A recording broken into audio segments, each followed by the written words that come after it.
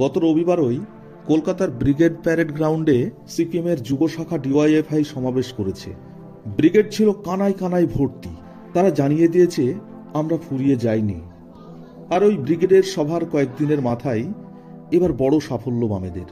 ধারের কাছেই ঘেঁচতে পারল না রাজ্যের শাসক দল তৃণমূল, এবং বিজেপিকেও জব্দ করে ছাড়ল।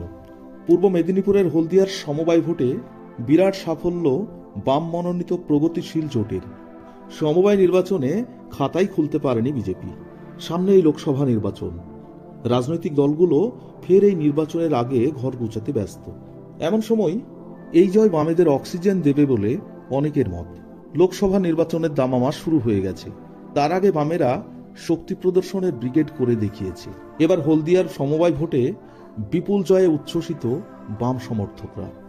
সোসাইটির 15টি আসনের মধ্যে 14টিতে বাম সমর্থিত প্রার্থীরা লড়াই করেছিলেন।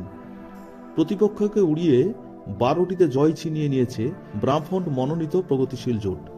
অপরদিকে শাসক দল তৃণমূল 15টির মধ্যে সবকটি আসনে প্রার্থী দিয়েছিল, কিন্তু তাদের শোচনীয় ফল হয়েছে।